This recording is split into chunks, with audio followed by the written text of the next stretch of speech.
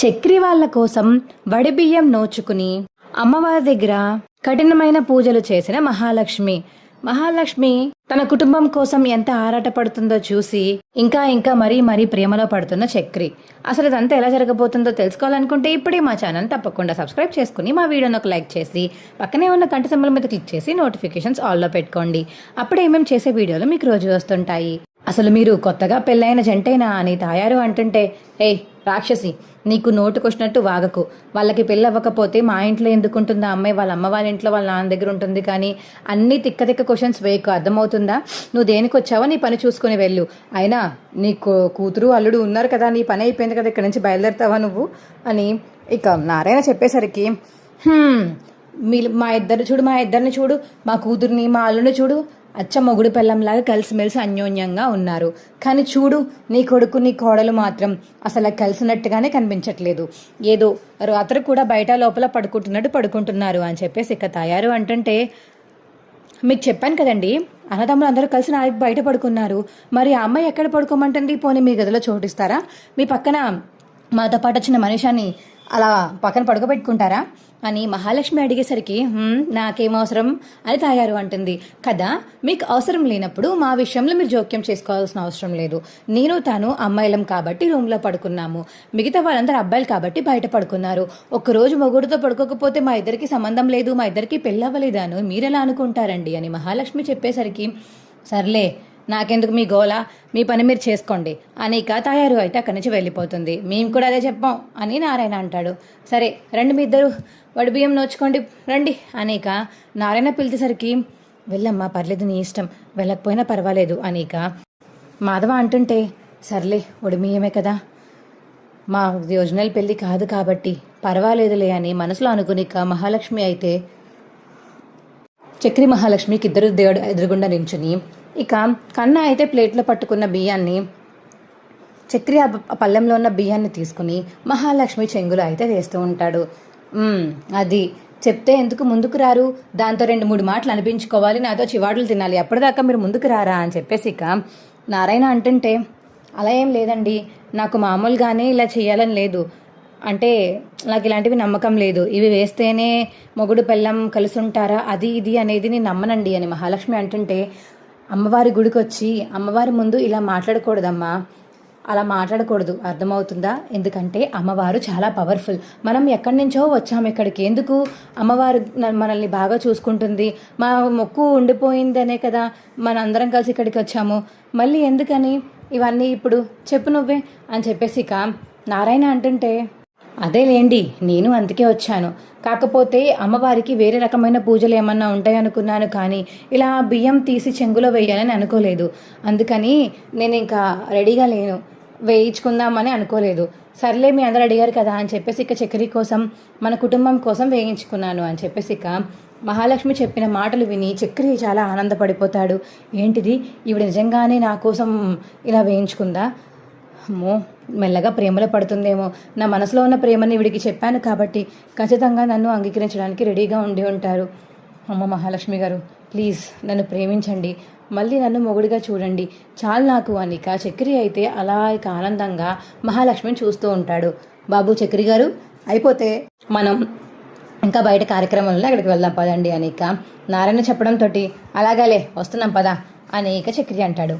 అందరూ కలిసి ఇక బయట కూర్చుని ఉంటే అప్పుడే తాయారు అయితే, ఏంటి మళ్ళీ మా దగ్గరికి వచ్చి కూర్చున్నారు అని తాయారు అంటుంటే, మీ దగ్గరికి ఎవరు రాలేదు, మేము బయటికి వెళ్తున్నాం లేగు అని చెప్పేసి ఇక చక్రి మరియు మహాలక్ష్మి అయితే అక్కడి నుంచి వెళ్ళిపోతారు. వెనకాతలే ఇక పెద్ది కూడా జాగ్రత్తగా వాళ్ళ వెనకాతలు వెళ్తాడు. ఏ పెద్ది, ఎందుకు నువ్వు వాళ్ళ వెనకాతలు వెళ్తున్నావు, అవసరమా నీకు అని తాయారు అంటుంటే పెద్దికి ఆ మాటలు వినపడక ఇక వాళ్ళ వెనకాతలే వెళ్తాడు.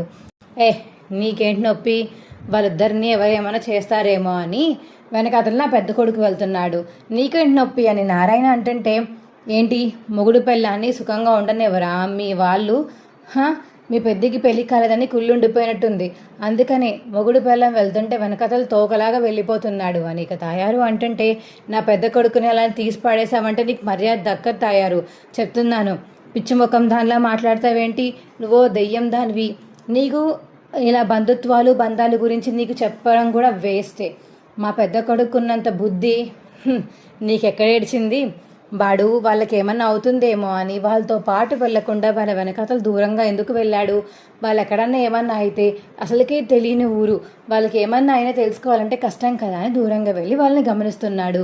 నీకేంటి బాధ, వాళ్ళు ఎప్పుడూ కలిసే ఉండాలని నా పెద్దోడు కోరుకుంటాడు, నీకులాగా విడగొట్టాలని విడతీయాలని చూడట్లే అని ఇక నారాయణ అంటుంటే, ఏంటండి విడగొట్టాలి విడదీయాలా, ఎవరు విడగొట్టారు, ఎవరు విడదీశారు, ఎవరిని, ఈవిడ విడదీశారా, ఎవరిని చెప్పండి అని ఇక కిషోర్ అంటుంటే, అబ్బే అదేం లేదు బాబు, మామూలుగా మాటలో మాట వచ్చేసి అలా అనేసాను అంతే, బాగా ఎక్కువైపోతుంది కదా, మా పెద్దోడి గురించి తక్కువగా మాట్లాడడం తప్పుగా మాట్లాడడం మీ అత్తయ్యకి అలవాటేలే, అవేం పట్టించుకోకు, మా పెద్దోడు చాలా మంచివాడు అని ఇక నారాయణ అయితే పెద్ద గురించి చాలా గొప్పగా చెప్తాడు. ఇక మహాలక్ష్మి చక్రి అయితే పొలాల కట్టల మీద నడుచుకుంటూ వెళ్తారు. ఇలా నించోండి మీకు ఒక ఫోటో తీస్తాను, చాలా బాగున్నారు మీరు అని చెప్పేసి ఇక చక్రి అనేసి ఫోన్ తీసి మహాలక్ష్మికి అయితే ఇక స్టిల్స్ పెడుతూ ఉంటే మహాలక్ష్మి ఫోటోలు అయితే తీస్తాడు చక్రి. అబ్బా చాలా బాగా వచ్చాయండి అని చెప్పేసి మహాలక్ష్మి అయితే దగ్గరికి వచ్చి మరి అలా చూస్తూ ఉంటుంది ఫోన్లో ఫోటోలు. అవి చూసిన మహాలక్ష్మి ఇక మురిసిపోయి చాలా బాగా వచ్చాయండి అని ఇంకా కొన్ని తీయండి అని వెళ్ళబోతుంటే, మనం ఒక సెల్ఫీ తీసుకుందామా అని చక్రి ధైర్యం చేసి మహాలక్ష్మిని అడుగుతాడు. ఎందుకు కాదు, తీసుకుందాం రండి రండి అని ఇక చక్రి చెప్పేసరికి మహాలక్ష్మి ఇద్దరు కూడా సెల్ఫీలు తీసుకుంటారు. ఇక చక్రి అలా ఫోటోలు చూస్తూ ఉంటే మహాలక్ష్మి ముందుకు వెళ్తూ ఉంటుంది. కాళ్ళలో కాలు తడిగి కింద పడిపోబోతుంటే మహాలక్ష్మి చక్రిని పట్టుకుంటుంది, చక్రి మహాలక్ష్మిని పట్టుకుంటాడు. ఇక చక్రి మాత్రం మహాలక్ష్మి కళ్ళలో అలా చూస్తూ ఉండిపోతాడు. ఇదేంటిది, ఈయన పట్టుకున్న నాకు వదలాలనిపించట్లేదు, ఏంటిది ఫీలింగ్, నాకు ఎందుకు ఇలా ఇలాంటి ఫీలింగ్ కలుగుతుంది, చచ్చే కాదు, ఇలాంటి ఫీలింగ్స్ ఏమి ఉండకూడదు మనకి అని ఇక సడన్గా లేచేస్తుంది మహాలక్ష్మి మనసులో అనుకునే ఆ మాటలు. సరే ముందు పదండి ఇక్కడి నుంచి వెళ్ళిపోదాం, చాలు ఇంకా అని ఇక మహాలక్ష్మి వెళ్ళిపోబోతుంటే మళ్ళీ అయితే కింద పడిపోతుంది. అందుకే నేను మిమ్మల్ని ఇందాక మీ దగ్గరికి వచ్చి పట్టుకున్నాను, మీరు నడవలేకపోతున్నారు ఇక పొలాల గట్లలో, చిన్నప్పటి నుంచి మీరు అలా పెరగలేదు కదా, మేము చాలా కష్టాలు పడి పెరిగాం కాబట్టి మాకు దీని మీద నడవడం అలవాటే, మీకు అలవాటు లేక అలా పడిపోతున్నారు అని చక్రి చెప్పేసరికి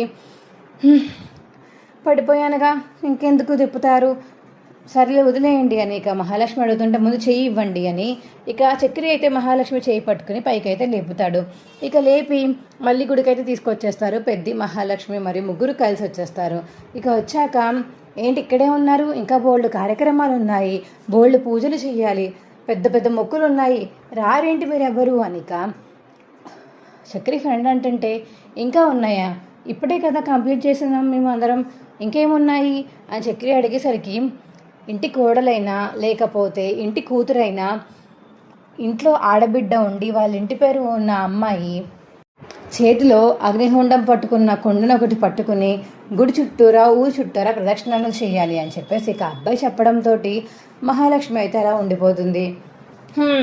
మా ఇంట్లో అయితే గాయత్రి ఉంది, వీళ్ళింట్లో ఎవరున్నారు, ఆడదిక్కులేని కుటుంబం అని ఇక తాయారు అంటుంటే, అదేంటండి అలా మాట్లాడతారు, మహాలక్ష్మి ఉంది కదా చక్రి వాళ్ళ భార్య అని చక్రి ఫ్రెండ్ అంటుంటే, అమ్మని అమ్మ ఇలా ఇరికించేసాడేంటి, ఇవన్నీ ఆవిడ చేయగలుగుతుందా, చేశాక ఏమన్నా అయితే నేను తట్టుకోలేను అని ఇక చక్రి అయితే మనసులో అనుకుని, లేదు తను చెయ్యదు అని చక్రి అంటాడు. పర్లే చక్రి నేను చేస్తాను అని మహాలక్ష్మి అంటుంటే, వద్దని చెప్పినప్పుడు నా మాట వినండి పదండి అని ఇక చక్రి మరియు మహాలక్ష్మి అందరూ అయితే వెనక్కి వెళ్ళిపోతారు. ఏంటిది, ఎందుకన్నా చేయి పట్టుకుని పక్కకు తీసుకొచ్చేసారు, ఆవిడ ఎన్ని మాటలందో విన్నారా, మన కుటుంబానికి అంత సీన్ లేదని, ఆడవాళ్ళు లేని కుటుంబం అని ఎన్ని మాటలు అన్నారు, ఆ మాటలన్నీ ఎలా పడగలుగుతున్నారండి మీరు అని మహాలక్ష్మి అడుగుతుంటే, మీకు రాకముందు అంతకంటే ఎక్కువ మాట్లాడేది, ఎందుకు వదిలేయండి, అవన్నీ భరించిన వాళ్ళమే కదా మేము, వదిలేయండి అని ఇక చక్రి అంటుంటే, అలా ఎలా వదిలేస్తామండి, అప్పుడు నేను లేను, కానీ ఇప్పుడు మీరు నన్ను పెళ్లి చేసుకుని ఇంటికి తీసుకొచ్చాక ఇప్పుడు అందరి దృష్టిలో నేను మీ ఇంటికి కోడలనే కదా, అలా ఎలా నన్ను వద్దంటారు, ఆవిడ మీ పరువు అందరి ముందు తీసేసినట్టే కదా, ఇప్పుడు నేను కానీ అందులో పాల్గొనకపోతే నా పరువు కూడా పోయినట్టే కదా అని మహాలక్ష్మి అంటుంటే, ఇవన్నీ వద్దండి పదండి ఇంటికి వెళ్ళిపోదామని చెప్పేసి ఇక చక్రి అంటుంటే, లేదు నేను పూజ చేస్తాను, నేను తిరుగుతాను దేవుడి చుట్టూరా గుడి చుట్టూరా ఇల్లు చుట్టూరా తిరుగుతాను, నేను లేదు నన్ను తీసుకెళ్ళిపోవడానికి మీకు వీలు లేదు అని చక్రి అందరికీ చెప్తుంది. ఇక మహాలక్ష్మి, వదిన అన్నయ్య మాట వినండి వదిన, అంత పెద్ద కష్టమైనవి చేస్తే చేతులు కాలచ్చు, కాళ్ళు కాలచ్చు, ఇంకేదైనా జరగచ్చు, ఎందుకు వదినా వచ్చాము అయిపోయింది వెళ్ళిపోదాము అని కన్నా అంటుంటే రే కన్నా ఇక్కడికి ఎందుకు వచ్చాం మనం వచ్చింది మొక్కు తీర్చడానికే కదా. మన ఇంటికి వచ్చిన 4 పంతులు ఏమన్నారు, మీ పూర్వీకులు మొక్కుకున్న మొక్కులు తీరలేదు, అందుకనే ఇలాంటివి జరుగుతున్నాయి, మీ పెద్దవాడి జాతకంలో ఎలాంటి తప్పు లేదు అని స్పష్టంగా చెప్పేసి మరీ వెళ్ళారు కదా. పెద్దకి మొన్న పెళ్లి చూపులు ఎందుకు ఆగిపోయాయి, ఆ జాతకం వల్లే కదా. ఇప్పుడు అది ఇలా మనం మొత్తం తొలగించడానికే కదా ఈ గుడికి వచ్చి ఊరొచ్చాము. ఇప్పుడు మొదటికే వస్తున్నారేంటి మీరు, నాకు ఏదైనా అవుతుందని. నాకేమీ కాదు, మీ అందరూ ఉన్నారు కదా, టెన్షన్ పడకుండా నా దగ్గరే ఉండండి, నాతో పాటే ఉండండి, అందరం మనం పూజ కంప్లీట్ చేద్దాం, మీ అందరూ ఉన్నారని ధైర్యంతోనే నేను ముందడుగు వేస్తున్నాను అని మహాలక్ష్మి అంటుంటే, అది కాదమ్మా మహాలక్ష్మి అని పెద్ది అంటుంటే, లేదు పెద్ది, ఇంకొకళ్ళు ఎవరైనా ఏదైనా మాట్లాడితే మాత్రం నేను ఇక పట్టించుకోను, మీకు చెప్పా చేయకుండా వెళ్ళిపోయి పూజ చేస్తాను, చెప్తున్నాను వినండి అని చెప్పేసి ఇక మహాలక్ష్మి చెప్తుంటే, సరే అమ్మా అలాంటివి వద్దు, మేము కూడా నీతో పాటే వస్తాము అని చెప్పేసి ఇక పెద్ద చెప్పడంతో, సరే పదండి వెళ్దాం గుడికి, మీరు చీర మార్చుకోలేమో అడిగి తీసుకొస్తాను అని చక్రి అయితే గుడిలోకి వెళ్ళి ఇక ఆ కుండ పట్టుకుని నడిచే ప్రోగ్రాంకి చీర అయితే తీసుకొస్తాడు చక్రి. ఇదిగోండి పసుపు చీర కట్టుకుని నడవాలంట, చీర లోపలికి తీసుకువెళ్ళి కట్టుకుని రండి అని ఇక చక్రి చెప్పడంతో సరే అని ఇక లోపలికైతే వెళ్ళి చీర కట్టుకుని బయటకైతే వస్తుంది మహాలక్ష్మి. రండి ఎవరెవరైతే ఈ పూజలో పాల్గొంటున్నారో అందరూ వచ్చి నిబ్రంగా నించున్నాక బొట్లు పెట్టి నేను కుండలు ఇస్తాను, ఆ కుండలు పట్టుకొని కింద పెట్టకుండా మీరు గుడి చుట్టూరా ఊరు చుట్టూరా ప్రదక్షిణ చేయాలి అని చెప్పేసి ఇక స్వామీజీ చెప్పడంతో, ఊరు చుట్టూరా అంటే తన వల్ల అవుతుందా అన్నయ్య అని చక్రి అంటుంటే, వద్దని చెప్తున్నా తన మాట వినట్లేదు కదరా, మన మంచి కోసమే ఇక్కడికి వచ్చాము, మనం మంచి చేయడానికి తనే కారణం అవుతుందంటే ఎందుకు చేయను అని అడిగింది. ఇంకా అంతకు మించి తనను ఆపడం నా వల్ల కాదురా, అంత మంచి గొప్ప మాట చెప్పాక నా వల్ల కాదురా అని చెప్పేసి ఇక పెద్ద అంటుంటే, అదే కదన్నయ్య, తను నన్ను పెళ్లి చేసుకోలేదు, ఇష్టపడి పెళ్లి చేసుకోలేదు, అయినా సరే మన కుటుంబం కోసం ఇంతలా ఆలోచిస్తుందంటే ఇంతకంటే మంచి అమ్మాయి నాకు దొరుకుతుందా అన్నయ్య, నువ్వే చెప్పు, ఇంటికి అంత మంచి కోడలు ఎవరైనా వస్తారో చెప్పవు అన్నయ్య అని చెప్పేసి ఇక చక్రి అంటుంటే, అదే కదరా, అందుకనే తను బాధలు పడకూడదని నేను కోరుకుంటున్నాను, కానీ తనేమో ఇవి చేస్తాను అవి చేస్తాను మన కుటుంబం కోసం అని వెళ్తుంది, వద్దంటే మాట వినడం లేదు కదరా అని పెద్ద చెప్పడంతో, సరే అన్నయ్య చూద్దాం, తనకేం కాకుండా జాగ్రత్తగా కాపాడదామని ఇక చక్రి చెప్పడంతో, సరేరా నీక పెద్ద అంటాడు. ఇంకా పక్క స్వామీజీ అయితే ఇక అందరికీ బొట్లు పెట్టి కుండలు అయితే ఇచ్చేస్తాడు. మహాలక్ష్మికి ఇచ్చే టైంకి చక్రి అయితే వేపాకులతో ఉన్న కొమ్మలు కోసుకువచ్చి చేతులు అయితే పెడతాడు ఆ రబ్బలు. ఎందుకు ఇవి అని మహాలక్ష్మి అడిగేసరికి, ఆ కుండలు చేతిలో పెట్టినప్పుడు డైరెక్ట్గా చేతులు పెడితే మొత్తం కాలిపోతాయి, మీరు ఇలా ఆకులు పెట్టుకోండి, ఆకులు పెట్టుకుని దాని మీద కుండ పెడితే పెద్ద కాలదు, ఇలాగే మోసుకుని వెళ్తారు, కానీ మీకోసం కొన్ని ఎక్కువ ఆకులు తీసుకొచ్చాను అని చెప్పేసి ఇక చక్రి చెప్పడంతో, సరే థ్యాంక్ యూ అని మహాలక్ష్మి అయితే ఇక కుండను తీసుకుని ఇక గుడి చుట్టూరా ఊరు చుట్టూరా ప్రదక్షిణలు అయితే మొదలు పెడుతుంది. ఇక అందరూ ప్రదక్షిణలు చేస్తూ ఉంటారు. ఏయ్ గాయత్రి, నువ్వు మంచిగా మన ఇంట్లో పెరిగిన పిల్లవి, బాగా మొయ్యి, ఆ మహాలక్ష్మి దగ్గర ఓడిపోకు, అయినా మహాలక్ష్మి నిలబడలేదులే, ఎక్కడో సిటీలో పెరిగి వచ్చిన పిల్ల, ఆ పిల్లకి వేడివి పట్టుకోవడం, వేడి ఎండలో చప్పులు లేకుండా కింద నడడం ఆ పిల్ల వల్ల మాత్రం కాదు, కాబట్టి మన ఇంటి తరపున నువ్వే ఉన్నావు కాబట్టి నువ్వు బాగా గుర్తుండిపోతావు మన తరానికి అని చెప్పేసి ఇక తాయారు అంటుంటే, ఎవరికి గుర్తుంటారు, ఈటాటికి గుర్తుంటారా, నేను చేసేది మన కుటుంబం సంతోషంగా ఉండాలని, ఏ గొడవలు రాకూడదని కోరుకుంటూ చేస్తున్నాను, ఎదుటి వాళ్ళు ఇలా చెడిపోవాలి నాశనం అయిపోవాలని నేను ఎప్పుడూ చేయను, నేను అందరూ బాగుండాలని కోరుకుంటాను, అంతకీ నీకు ఆశగా ఉండి మహాలక్ష్మిని ఏదైనా చేద్దాం అనుకుంటే మాత్రం వెళ్ళి ఆ కుండలు తెచ్చుకొని నువ్వే తిరుగు అని చెప్పేసి ఇక గాయత్రి చెప్పడంతో, అదేంటి అలా మాట్లాడతావు, నాతో అన్ని మాటలు అలా మాట్లాడతావేంటి నువ్వు అని చెప్పేసి తాయారు అంటుంటే, ఇంకేం మాట్లాడమంటావమ్మా, గుడికి వచ్చి ఇలాంటి పిచ్చి ఆలోచనలు ఇంకా పోలేదా నీకు, అసలు ఏం మనిషివమ్మా నువ్వు, అసలు ఎలా మాటలు వస్తున్నాయి నీకు నోట్లోంచి, నేను చూస్తుంటేనే చాలా కోపం వస్తుంది, లేక నా దగ్గర నుంచి అనిక గాయత్రి అయితే ఆ కుండని పట్టుకుని నడుచుకుంటూ వెళ్తుంది. అమ్మ మహాలక్ష్మి చేతులు కాలుతున్నాయా అమ్మ అని పెద్ద అడుగుతుంటే, పర్లేదు పెద్ది తట్టుకోగలను అనిక మంటలు అయితే తట్టుకొని మహాలక్ష్మి నడుస్తూ ఉంటుంది. వదినా కింద చెప్పులు కూడా లేవు, కాళ్ళు కాలుతూ ఉంటాయి, చేతుల్లో ఏమో ఏమంట, చేతులు కాలుతూ ఉంటాయి. వద్దొదిన, ఆపేంటి వదిన అనేక కన్నా అంటుంటే, అరే ఒప్పుకున్నాక అవి మధ్యలో వదిలిపెట్టకూడదురా, ఇంకా పాపం. ఇప్పటికే మన కుటుంబంలో ఒకళ్ళు వెళ్ళిపోదామంటే ఒకళ్ళు వెళ్ళిపోదాం అన్నట్టుగా, అందరూ విడిపోదాము అన్నట్టుగా ఉన్నారు కదా. పెద్ద దూరం అయిపోదాం అనుకోలేదా? కన్నా కూడా వెళ్ళిపోదాం అనుకోలేదా? ఇవన్నీ మళ్ళీ తిరిగి రాకూడదంటే నేను పూజ ఖచ్చితంగా పూర్తి చేయాలిరా, ఇంకొకసారి నాకు అడ్డు చెప్పకు అని మహాలక్ష్మి అయితే ఇక తిరుగుతూ ఉంటుంది.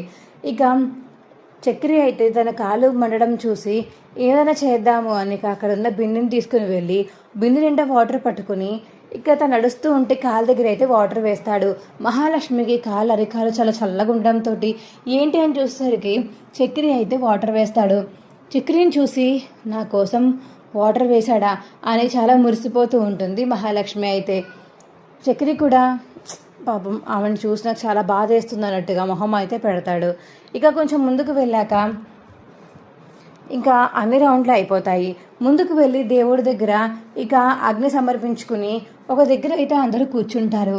గాయత్రి చేతులు కాలిపోయాయి వాళ్ళ అమ్మ మరియు వాళ్ళ ఆయన అయితే చేతుల మీద ఊదుతూ ఉంటారు. చక్రి అయితే ముందుగానే బయటికి వెళ్ళి ఇక ఒక ఇంట్లో అయితే ఐస్ క్యూబ్స్ ఉండడం వల్ల ఐస్ క్యూబ్స్ అయితే కర్చీఫ్లో వేసుకుని పరిగెత్తుకుంటూ మహాలక్ష్మి దగ్గరికి వచ్చి మహాలక్ష్మి చేయి తీసుకుని మహాలక్ష్మి చేయి మీద అలా అద్దుతూ ఉంటే, ఏంటిది చల్లగా ఉంది, ఐస్ క్యూబ్స్ తీసుకొచ్చారా అని మహాలక్ష్మి అడుగుతుంది. అవును తీసుకొచ్చాను. ఎక్కడి నుంచి తీసుకొచ్చారు? ఇది సిటీ కాదు కదా, విలేజ్ కదా, ఎక్కడ దొరికాయి మీకు అని ఇక మహాలక్ష్మి అడిగేసరికి, దొరికాయలు ఎక్కడో చోట, మీరు మళ్ళీ మళ్ళీ ఇబ్బంది పడాలి, అడగండి, ఏం కాదు మీకు అని చక్రి అంటాడు.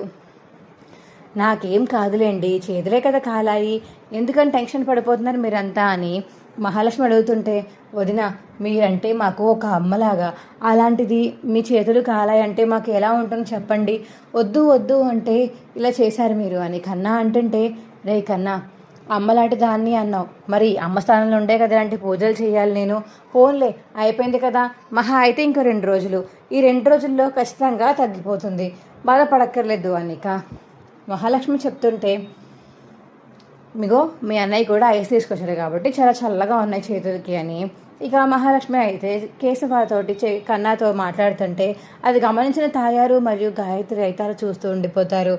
అమ్మా ఇందాకేదా అన్నావు, వాళ్ళకి పెళ్ళి అవ్వలేని జంటలా ఉందన్నావు కదా, ఇప్పుడు చూడొకసారి తన చేతులు కాలాయని. చక్రి బయటికి వెళ్ళి మరి ఐస్ ముక్కలు తెచ్చి కాస్తున్నాడు చేతుల మీద. చూసావా మీ ఇద్దరు ఏం చేశారు? ఏం చేయలేదు, నాకు ఆ చేతులు ఊతున్నారు అంతే కదా మీరు చేసిన పని అని ఇక గాయత్రి అంటుంటే, అయ్యో అది కాదు గాయత్రి, నాకు ఐడియా రాలేదు. ప్రేమ ఉంటే ఏదైనా వస్తుందండి, అది ప్రేమతో కూడుకుని ఉంటుంది అని ఇక గాయత్రి అనేసి అక్కడి నుంచి వెళ్ళిపోతుంది. మహాలక్ష్మి మాత్రం చిక్కిని అలా చూస్తూ ఉండిపోతుంది. నా కోసం ఎక్కడెక్కడికో వెళ్ళి ఐస్ ముక్కలు తీసుకొని పరిగెత్తుకుంటూ మళ్ళీ గుడికి వస్తారా? నిజంగానే నన్ను ప్రేమిస్తున్నాడంటే ఇప్పుడు నాకు చాలా గర్వంగా అనిపిస్తుంది. నేను కూడా అంతలా ప్రేమించగలనా లేదా నాకు డౌట్గానే ఉంది. చక్రి ఒకవేళ నేను నిన్ను ప్రేమిస్తే మాత్రం ఖచ్చితంగా చెప్తాను, నీకంటే ఎక్కువగా ప్రేమిస్తాను అని మహాలక్ష్మి అయితే మనసులో అనుకుంటుంది ఇక చక్రిని చూస్తూ.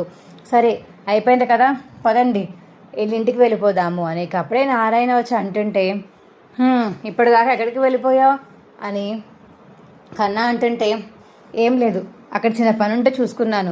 ఏంటి నువ్వు మన ఊర్లో ఉంటేవే ఈ పని చేయవు, అలాంటిది పరాయి ఊరు వచ్చి ఈ పరాయి ఊర్లో మళ్ళీ నీకు పనులా? ఇంకేముంది, తాగడానికి పోయి ఉంటావు, అంతకుమించి ఇంకేముందిలే నీకు అని కన్నా అంటుంటే, రే బ్లడీ ఫూల్ నేనేం తాగలేదురా అని నారాయణ అంటాడు. సర్లే ఈ గొడవంతా ఎందుకు, పదండి ఇంటికి వెళ్దాము అని పెద్ద చెప్పడంతో అందరూ అయితే ఇక ఇంటికి బయలుదేరిపోయి ఇంటికి వెళ్ళిపోతారు. మా వీడియో మీకు ఎలా అనిపించిందో కింద కామెంట్ సెక్షన్లో తెలియచేయండి. మా వీడియో కనుక నచ్చితే మా వీడియోని లైక్ చేసి తప్పకుండా మా ఛానల్ సబ్స్క్రైబ్ చేసుకుని పక్కనే ఉన్న గంట సింబల్ మీద క్లిక్ చేసి నోటిఫికేషన్స్ ఆల్లో పెట్టుకోండి. అప్పుడే మేము చేసే వీడియోలు మీకు రోజు వస్తుంటాయి. ఈ వీడియోని మిస్ కాకుండా చివరి వరకు చూసినందుకు చాలా చాలా ధన్యవాదములు. Bye friends.